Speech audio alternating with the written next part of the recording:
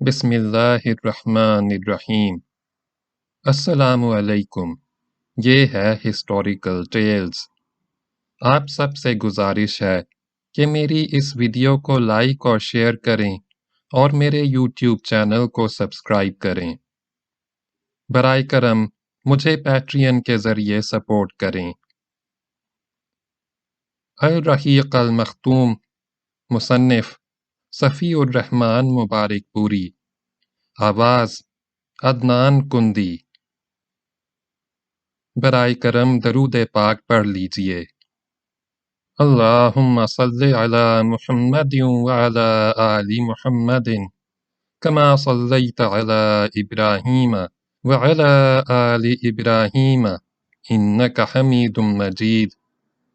اللہم بارک علی محمد وعلی آل محمد کما بارکت علی ابراہیم وعلی آل ابراہیم انک حمید مجید۔ ظلم و جور۔ 4 سن نبوت میں جب پہلی بار اسلامی دعوت منظر عام پر آئی تو مشرکین نے اسے دبانے کے لیے وہ کارروائیاں انجام دیں جن کا ذکر اوپر گزر چکا ہے۔ یہ کارروائیاں تھوڑی تھوڑی اور درجہ بدرجہ عمل میں لائی گئیں، اور ہفتوں بلکہ مہینوں مشرکین نے اس سے آگے قدم نہیں بڑھایا اور ظلم و زیادتی شروع نہیں کی۔ لیکن جب دیکھا کہ یہ کارروائیاں اسلامی دعوت کی راہ روکنے میں مؤثر ثابت نہیں ہو رہی ہیں، تو ایک بار پھر جمع ہوئے اور 25 سرداران قریش کی ایک کمیٹی تشکیل دی، جس کا سربراہ رسول اللہ صلی اللہ علیہ وسلم کا چچا ابو لہب تھا۔ اس کمیٹی نے باہمی مشورے اور غور و خوض کے بعد رسول اللہ صلی اللہ علیہ وسلم اور صحابہ کرام رضی اللہ تعالی عنہم اجمعین کے خلاف ایک فیصلہ کن قرارداد منظور کی، یعنی یہ طے کیا کہ اسلام کی مخالفت، پیغمبر اسلام کی ایذا ثانی اور اسلام لانے والوں کو طرح طرح کے جور و ستم اور ظلم و تشدد کا نشانہ بنانے میں کوئی کسر اٹھا نہ رکھی جائے۔ مشرکین نے یہ قرارداد طے کر کے اسے روح بعمل لانے کا عزم مصمم کر لیا۔ مسلمانوں اور خصوصاً کمزور مسلمانوں کے اعتبار سے تو یہ کام بہت آسان تھا، لیکن رسول اللہ صلی اللہ علیہ وسلم کے لحاظ سے بڑی مشکلات تھیں۔ آپ صلی اللہ علیہ وسلم ذاتی طور پر پرشکوہ، باوقار اور منفرد شخصیت کے مالک تھے۔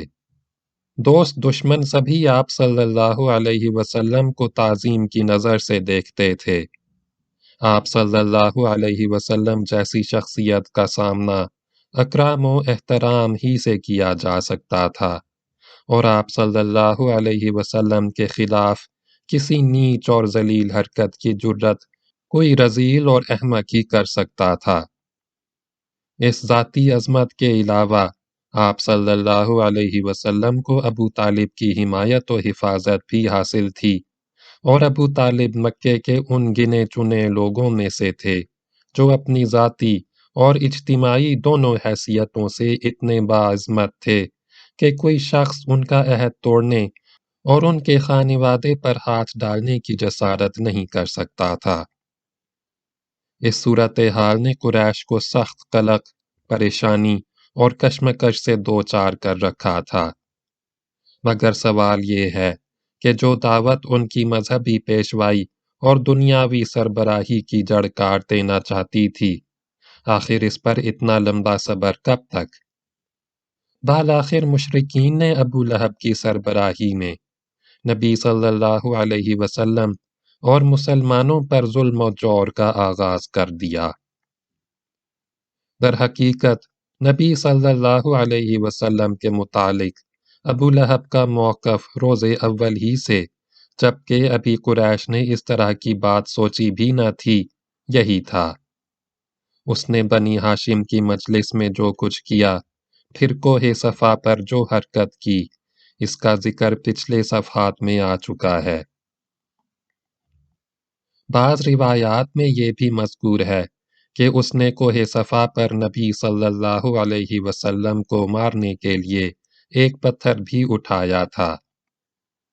بعثت سے پہلے ابو لہب نے اپنے دو بیٹوں عتبہ اور عتیبہ کی شادی نبی صلی اللہ علیہ وسلم کی دو صاحبزادیوں رقیہ رضی اللہ تعالی عنہا اور کلثوم رضی اللہ تعالی عنہا سے کی تھی، لیکن بعثت کے بعد اس نے نہایت سختی اور درستی سے ان دونوں کو طلاق دلوا دی۔ اسی طرح جب نبی صلی اللہ علیہ وسلم کے دوسرے صاحبزادے عبداللہ کا انتقال ہوا تو ابو لہب کو اس قدر خوشی ہوئی کہ وہ دوڑتا ہوا اپنے رفقا کے پاس پہنچا اور انہیں یہ خوشخبری سنائی کہ محمد صلی اللہ علیہ وسلم ابتر نسل بریدہ ہو گئے ہیں۔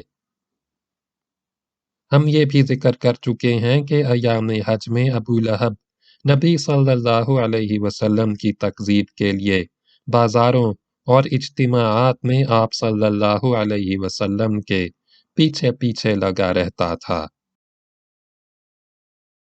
طارق بن عبداللہ محاربی کی روایت سے معلوم ہوتا ہے کہ یہ شخص صرف تکذیب ہی پر بس نہیں کرتا تھا بلکہ پتھر بھی مارتا رہتا تھا، جس سے آپ صلی اللہ علیہ وسلم کی ایڑیاں خون آلود ہو جاتی تھیں۔ ابو لہب کی بیوی جمیل جس کا نام اروا تھا اور جو حرب بن امیہ کی بیٹی اور ابو سفیان کی بہن تھی، وہ بھی نبی صلی اللہ علیہ وسلم کی عداوت میں اپنے شوہر سے پیچھے نہ تھی، چنانچہ وہ نبی صلی اللہ علیہ وسلم کے راستے میں اور دروازے پر رات کو کانٹے ڈال دیا کرتی تھی۔ خاصی بد زبان اور مفسدہ پرداز بھی تھی، چنانچہ نبی صلی اللہ علیہ وسلم کے خلاف بد زبانی کرنا، لمبی چوڑی دسیسہ کاری و افتراء پردازی سے کام لینا، فتنے کی آگ بھڑکانا اور خوفناک جنگ بپا رکھنا اس کا شیوا تھا۔ اسی لیے قرآن نے اس کو حمالۃ الحطب یعنی لکڑی ڈھونے والی کا لقب عطا کیا۔ جب اسے معلوم ہوا کہ اس کی اور اس کے شوہر کی مذمت میں قرآن نازل ہوا ہے تو وہ رسول اللہ صلی اللہ علیہ وسلم کو تلاش کرتی ہوئی آئی۔ آپ صلی اللہ علیہ وسلم خانہ کعبہ کے پاس مسجد حرام میں تشریف فرما تھے۔ ابو بکر صدیق رضی اللہ عنہ بھی ہمراہ تھے۔ یہ مٹھی بھر پتھر لیے ہوئے تھی، سامنے کھڑی ہوئی تو اللہ نے اس کی نگاہ پکڑ لی اور وہ رسول اللہ صلی اللہ علیہ وسلم کو نہ دیکھ سکی، صرف ابو بکر رضی اللہ عنہ کو دیکھ رہی تھی۔ اس نے سامنے پہنچتے ہی سوال کیا، ابو بکر تمہارا ساتھی کہاں ہے؟ مجھے معلوم ہوا ہے کہ وہ میری حجب کرتا ہے، بخدا اگر میں اسے پا گئی تو اس کے منہ پر یہ پتھر دے ماروں گی۔ دیکھو خدا کی قسم میں بھی شاعرہ ہوں۔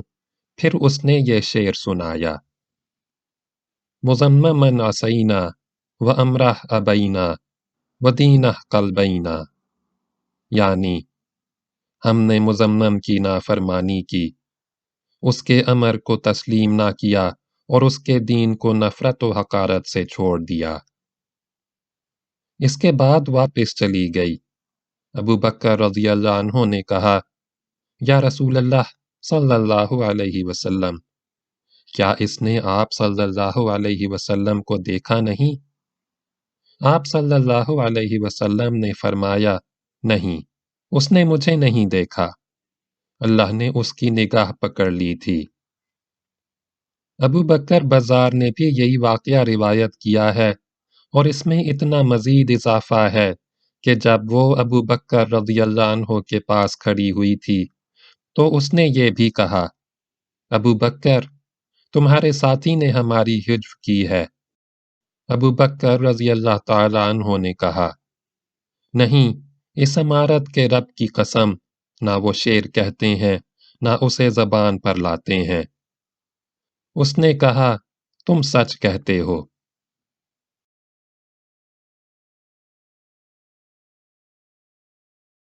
अबू लहब इसके बावजूद ये सारी हरकतें कर रहा था कि रसूल अल्लाह सल्लल्लाहु अलैहि वसल्लम का चचा और पड़ोसी था। उसका घर आप सल्लल्लाहु अलैहि वसल्लम के घर से मुतस्सल था।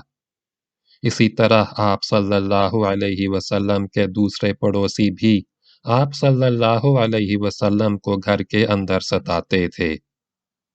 इब्ने इसहाक का बयान है कि जो गिरोह घर के अंदर रसूल अल्लाह सल्लल्लाहु अलैहि वसल्लम को अजियत दिया करता था, वो ये था: अबू लहब, हकम बिन अबिल आस बिन उमैया, उक़बा बिन अबी मुअैत, अदी बिन हमरा सक़फ़ी, इब्न अल असदा हुज़ली।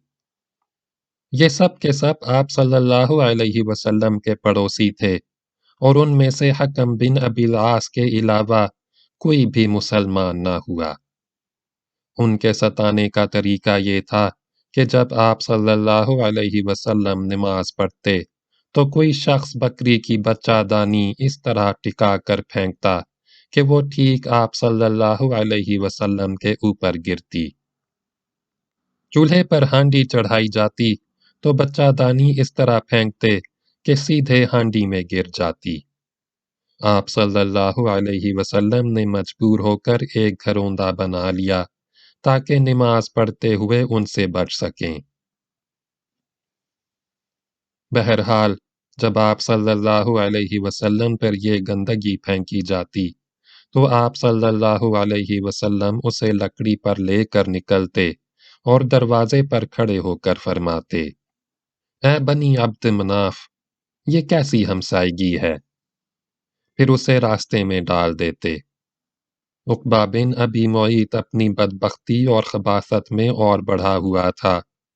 चुनांचे सही बुखारी में हज़रत अब्दुल्ला बिन मसऊद रज़ियल्लाहु अन्हु से मरवी है कि नबी सल्लल्लाहु अलैहि वसल्लम बैतुल्लाह के पास नमाज पढ़ रहे थे और अबू जहल और उसके कुछ रुफ़क़ा बैठे हुए थे कि इतने में बाज ने बाज से कहा: कौन है जो बनी फलां के ऊंट की ओझड़ी लाए और जब मुहम्मद सल्लल्लाहु अलैहि वसल्लम सजदा करें तो उनकी पीठ पर डाल दे। इस पर कौम का बदबख्त तरीन आदमी उक़बा बिन अबी मुअैत उठा और ओझ लाकर इंतजार करने लगा। जब नबी सल्लल्लाहु अलैहि वसल्लम सजदे में तशरीफ ले गए तो उसे आप सल्लल्लाहु अलैहि वसल्लम की पीठ पर दोनों कंधों के दरमियान डाल दिया। मैं सारा माजरा देख रहा था मगर कुछ कर नहीं सकता था। काश मेरे अंदर बचाने की ताकत होती। हजरत इब्ने मसूद रज़ियल्लाहु ताला अन्हो फरमाते हैं कि इसके बाद वो हंसी के मारे एक दूसरे पर गिरने लगे और रसूल अल्लाह सल्लल्लाहु अलैहि वसल्लम सजदे ही में पड़े रहे, सर न उठाया, यहाँ तक कि फातिमा रज़ियल्लाहु अन्हा आईं और आप सल्लल्लाहु अलैहि वसल्लम की पीठ से ओझ हटाकर फेंकी। तब आप सल्लल्लाहु अलैहि वसल्लम ने सर उठाया, फिर 3 बार फरमाया: अल्लाहुम्मा अलैका बिकुरैश, यानी ए अल्लाह, तू कुरैश को पकड़ ले। जब आप सल्लल्लाहु अलैहि वसल्लम ने बद्दुआ की तो उन पर बहुत गिरां गुजरी, क्योंकि उनका अकीदा था कि इस शहर में दुआएं कबूल की जाती हैं। इसके बाद आप सल्लल्लाहु अलैहि वसल्लम ने नाम ले लेकर बद्दुआ की: ए अल्लाह, अबू जहल को पकड़ ले और उतबा बिन रबिया, शैबा बिन रबिया, वलीद बिन उतबा, उमैया बिन खलफ और उक़बा बिन अबी मुअैत को पकड़ ले।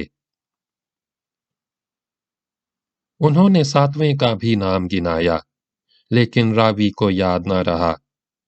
इब्ने मसूद रज़ियल्लाहु अन्हु फरमाते हैं, उस ज़ात की कसम जिसके हाथ में मेरी जान है, मैंने देखा कि जिन लोगों के नाम रसूल अल्लाह सल्लल्लाहु अलैहि वसल्लम ने गिन गिन कर लिए थे, सब के सब बदर के कुएं में मकतूल पड़े हुए थे।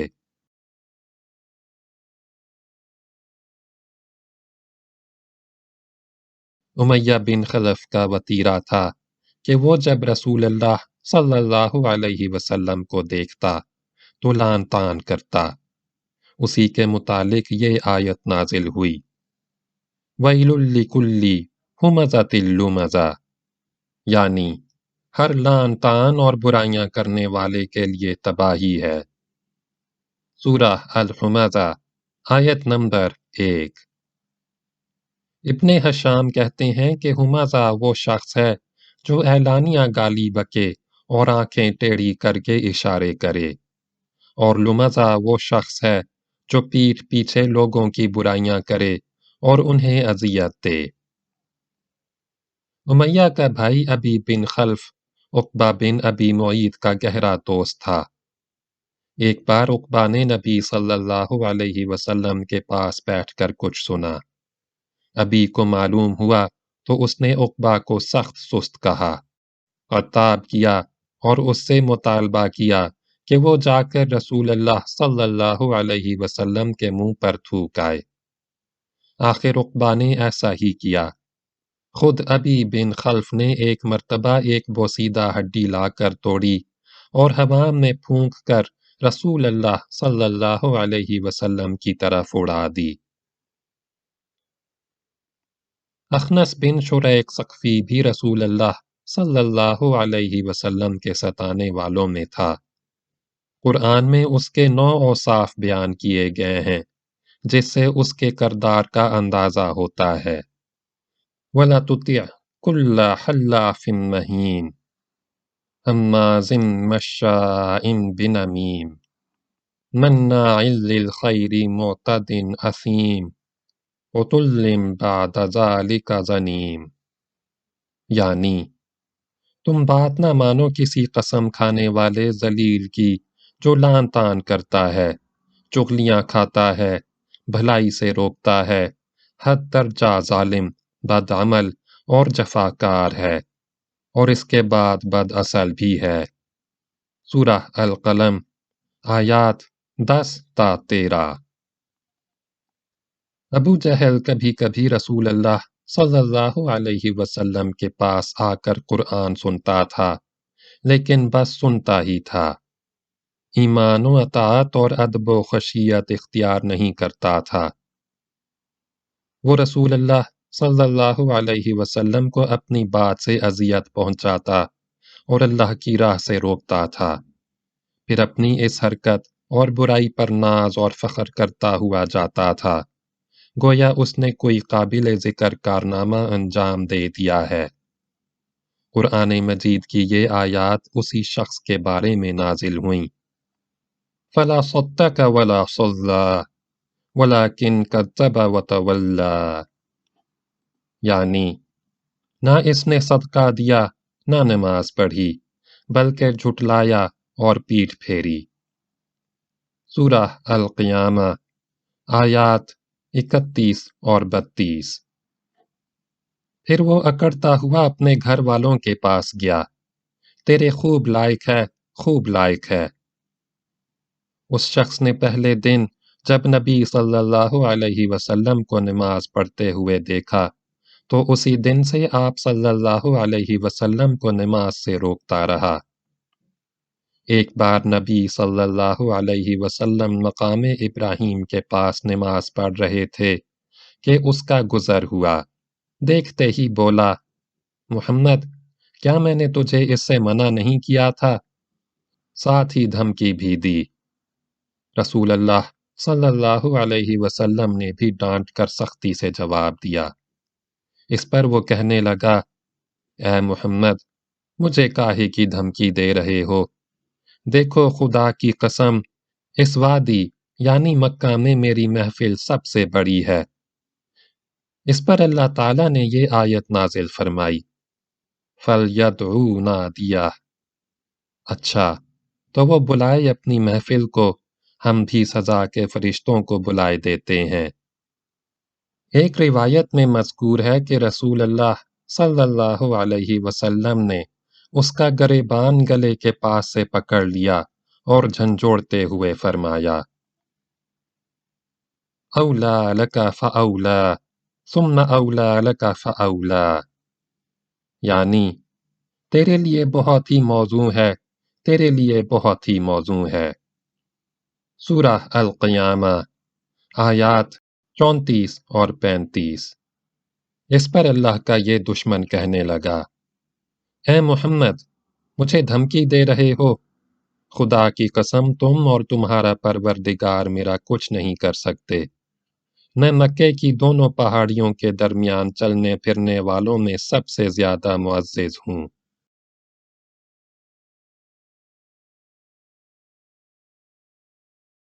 بہرحال اس ڈانٹ کے باوجود ابو جہل اپنی حماقت سے باز آنے والا نہ تھا، بلکہ اس کی بدبختی میں کچھ اور اضافہ ہی ہو گیا۔ چنانچہ صحیح مسلم میں ابو ہریرہ رضی اللہ عنہ سے مروی ہے کہ ایک بار سرداران قریش سے ابو جہل نے کہا کہ محمد آپ حضرات کے روبرو اپنا چہرہ خاک آلود کرتا ہے۔ جواب دیا گیا: ہاں۔ اس نے کہا: لات و عزیٰ کی قسم، اگر میں نے اس حالت میں اسے دیکھ لیا تو اس کی گردن روند دوں گا اور اس کا چہرہ مٹی پر رگڑ دوں گا۔ اس کے بعد اس نے رسول اللہ صلی اللہ علیہ وسلم کو نماز پڑھتے ہوئے دیکھ لیا اور اس ظن میں چلا گیا کہ آپ صلی اللہ علیہ وسلم کی گردن روند دے گا، لیکن لوگوں نے اچانک کیا دیکھا کہ وہ ایڑی کے بل پلٹ رہا ہے اور دونوں ہاتھ سے بچاؤ کر رہا ہے۔ لوگوں نے کہا: ابو الحکم، تمہیں کیا ہوا؟ اس نے کہا: میرے اور اس کے درمیان آگ کی ایک خندق ہے، ہولناکیاں ہیں اور پر ہیں۔ رسول اللہ صلی اللہ علیہ وسلم نے فرمایا کہ اگر وہ میرے قریب آتا تو فرشتے اس کا ایک ایک عضو اچک لیتے۔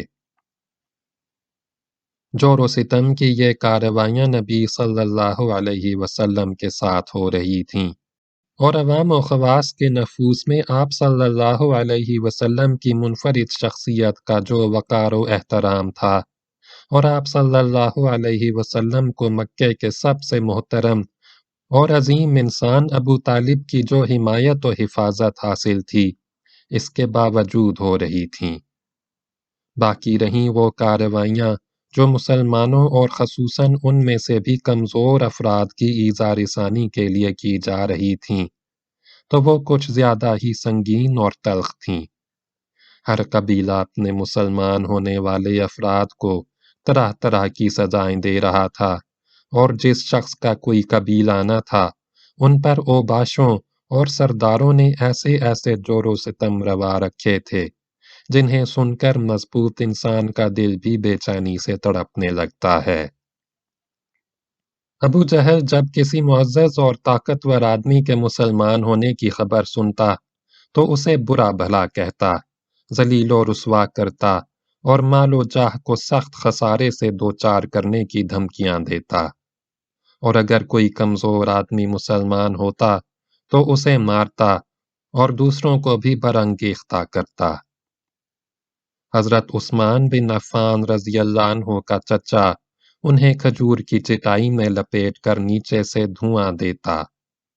حضرت مصعب بن عمیر رضی اللہ عنہ کی ماں کو ان کے اسلام لانے کا علم ہوا تو ان کا دانہ پانی بند کر دیا اور انہیں گھر سے نکال دیا۔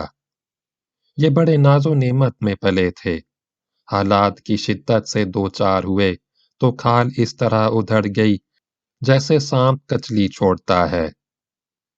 حضرت بلال رضی اللہ تعالی عنہ امیہ بن خلف حمجی کے غلام تھے۔ امیہ ان کی گردن میں رسی ڈال کر لڑکوں کو دے دیتا تھا اور وہ انہیں مکے کے پہاڑوں میں گھماتے پھرتے تھے، یہاں تک کہ گردن پر رسی کا نشان پڑ جاتا تھا۔ خود امیہ بھی انہیں باندھ کر ڈنڈے سے مارتا تھا اور چلچلاتی دھوپ میں جبراً بٹھائے رکھتا تھا۔ کھانا پانی بھی نہ دیتا بلکہ بھوکا پیاسا رکھتا تھا، اور اس سے کہیں بڑھ کر یہ ظلم کرتا تھا کہ جب دوپہر کی گرمی شباب پر ہوتی تو مکہ کے پتھریلے کنکروں پر لٹا کر سینے پر بھاری پتھر رکھوا دیتا، پھر کہتا: خدا کی قسم تو اسی طرح پڑا رہے گا یہاں تک کہ مر جائے یا محمد کے ساتھ کفر کرے۔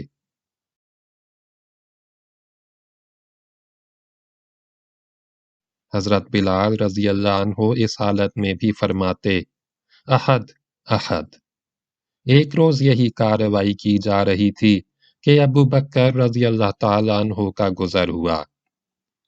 انہوں نے حضرت بلال رضی اللہ عنہ کو ایک کالے غلام کے بدلے، اور کہا جاتا ہے کہ 200 درہم 735 گرام چاندی یا 280 درہم 1 کلو سے زیادہ چاندی کے بدلے خرید کر آزاد کر دیا۔ حضرت عمار بن یاسر رضی اللہ عنہ بنو مخزوم کے غلام تھے۔ انہوں نے اور ان کے والدین نے اسلام قبول کیا تو ان پر قیامت ٹوٹ پڑی۔ مشرکین جن میں ابو جہل پیش تھا، سخت دھوپ کے وقت انہیں پتھریلی زمین پر لے جا کر اس کی تپش سے سزا دیتے۔ ایک بار انہیں اسی طرح سزا دی جا رہی تھی کہ نبی صلی اللہ علیہ وسلم کا گزر ہوا۔ آپ صلی اللہ علیہ وسلم نے فرمایا، آل یاسر صبر کرنا، تمہارا ٹھکانہ جنت ہے۔ آخر کار یاسر ظلم کی تاب نہ لا کر وفات پا گئے، اور سمیہ رضی اللہ تعالی عنہا جو حضرت عمار رضی اللہ عنہ کی والدہ تھیں، ان کی شرمگاہ میں ابو جہل نے نیزہ مارا اور وہ دم توڑ گئیں۔ یہ اسلام میں پہلی شہیداں ہیں۔ حضرت عمار رضی اللہ تعالیٰ عنہ پر سختی کا سلسلہ جاری رہا۔ انہیں کبھی دھوپ میں تپایا جاتا تو کبھی ان کے سینے پر سرخ پتھر رکھ دیا جاتا اور کبھی پانی میں ڈبویا جاتا۔ ان سے مشرکین کہتے تھے کہ جب تک تم محمد کو گالی نہ دو گے یا لات و عزا کے بارے میں کلمہ خیر نہ کہو گے، ہم تمہیں چھوڑ نہیں سکتے۔ حضرت عمار رضی اللہ تعالیٰ عنہ نے مجبوراً ان کی بات مان لی۔ پھر نبی صلی اللہ علیہ وسلم کے پاس روتے اور معذرت کرتے ہوئے تشریف لائے۔ اس پر یہ آیت نازل ہوئی، من کفر باللہ من بعد ایمانہ الا من اکرہ وقلبہ مطمئن بالایمان، یعنی جس نے اللہ پر ایمان لانے کے بعد کفر کیا، اس پر اللہ کا غضب اور عذاب عظیم ہے، لیکن جسے مجبور کیا جائے اور اس کا دل ایمان پر مطمئن ہو، اس پر کوئی گرفت نہیں۔ سورہ النحل آیت نمبر 106۔ حضرت فقیہہ جن کا نام افلاح تھا، بنی عبد الدار کے غلام تھے۔ ان کے یہ مالکان ان کے پاؤں رسی سے باندھ کر انہیں زمین پر گھسیٹتے تھے۔ حضرت خباب رضی اللہ عنہ بن ارت قبیلہ خزاعہ کی ایک عورت انمار کے غلام تھے۔ مشرکین انہیں طرح طرح کی سزائیں دیتے تھے۔ ان کے سر کے بال نوچتے تھے اور سختی سے گردن مروڑتے تھے۔ انہیں کئی بار دہکتے انگاروں پر لٹا کر اوپر سے پتھر رکھ دیا کہ وہ اٹھ نہ سکیں۔ زنیرہ رضی اللہ تعالی عنہا اور نہدیہ رضی اللہ تعالی عنہا اور ان کی صاحبزادی اور عبیس رضی اللہ تعالی عنہا، یہ سب لونڈیاں تھیں۔ انہوں نے اسلام قبول کیا اور مشرکین کے ہاتھوں اسی طرح کی سنگین سزاؤں سے دوچار ہوئیں، جن کے چند نمونے ذکر کیے جا چکے ہیں۔ قبیلہ بنی عدی کے ایک خانوادے بنی مومل کی ایک لونڈی مسلمان ہوئیں تو انہیں حضرت عمر رضی اللہ تعالی عنہ بن خطاب جو بنی عدی سے تعلق رکھتے تھے اور ابھی مسلمان نہیں ہوئے تھے، اس قدر مارتے تھے کہ مارتے مارتے خود تھک جاتے تھے اور اس کے بعد کہتے تھے کہ میں نے تجھے کسی مروت کی وجہ سے نہیں بلکہ محض تھک جانے کی وجہ سے چھوڑا ہے۔ آخر کار حضرت ابو بکر رضی اللہ عنہ نے حضرت بلال رضی اللہ تعالی عنہ اور عامر بن فریحہ کی طرح ان لونڈیوں کو بھی خرید کر آزاد کر دیا۔ مشرکین نے سزا کی ایک شکل یہ بھی اختیار کی تھی کہ بعض صحابہ رضی اللہ تعالی عنہم اجمعین کو اونٹ اور گائے کی کچی کھال میں لپیٹ کر دھوپ میں ڈال دیتے تھے اور بعض کو لوہے کی ذرہ پہنا کر جلتے ہوئے پتھر پر لٹا دیتے تھے۔ در حقیقت اللہ کی راہ میں ظلم و جور کا نشانہ بننے والوں کی فہرست بڑی لمبی ہے اور بڑی تکلیف دہ بھی۔ حالت یہ تھی کہ جس کسی کے مسلمان ہونے کا پتہ چل جاتا تھا، مشرکین اس کے در پہ آزار ہو جاتے تھے۔